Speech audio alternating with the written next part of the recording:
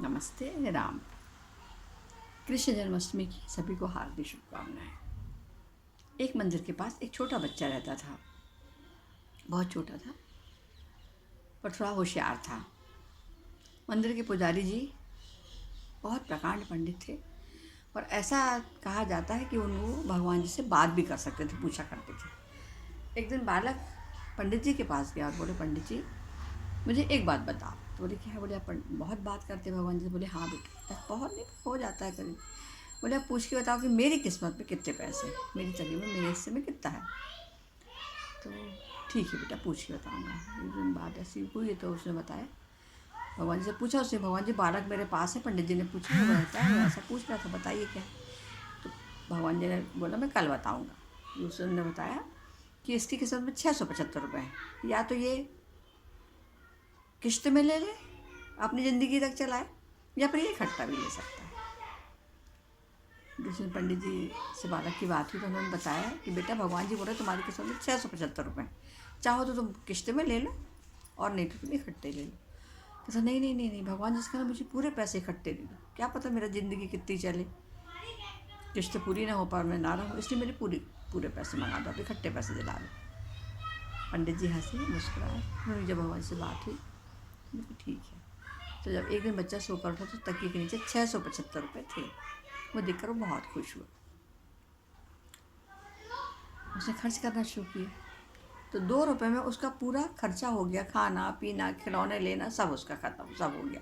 अब बाकी पैसे बचे तो क्या करूँ। बैठा बेटा सोचता था क्या करूँ इन पैसों का। और उसने सोचा मेरे समान और भी तो बच्चे हैं, उनको भी तो ज़रूरत होगी। तो गया और वहाँ उसने उन सब बच्चों को बांट दिया, किसी को खाना खिलाया, सब करके बांट दिया। 5-6 घंटे में उसके पैसे ख़त्म हो गए। वो निश्चिंत हो गया, आराम से आया और अपने घर में सो गया। कोई चिंता नहीं कल की, कल क्या होगा। दूसरे दिन सुबह उठा तो फिर 675। बड़ा अचंभे में 675 आए कहाँ से। पंडित जी को उसने बताया तो पंडित जी ने ध्यान नहीं दिया, उसने अपने गया और फिर उसने वही खर्च किए कहीं और, दूसरे गए वहाँ के लोगों को खिलाया पिलाया।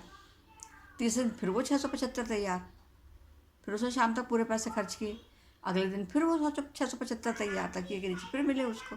वो बड़ा परेशान, पर वो रोज़ यही करता कि पूरे पैसे लेता, अपना जो भी उसका होता करता, बाकी पूरे पैसे वो बच्चों में बड़ों जिसको जरूरत है उसको खिला देता, पिला देता, बांट देता और आराम से आके सो जाता।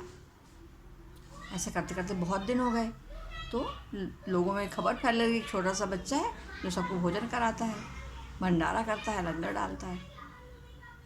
तो महाराज जी ने कहा, भगवान जी क्यों इस छोटे बच्चे को तंग कर रहे हो आप। वो छोटा सा बच्चा है, रोज़ वही काम करता रहता, उसको तो मतलब रोज़ ये कर रहा है, भंडारा कर रहा है, वो बहुत बांट रहा है, क्यों तंग कर रहा है बेचारे को। तो भगवान जी बोले, अरे वो बेचारा नहीं है, वो बहुत होशियार है, वो हम तुमसे ज़्यादा चंट है।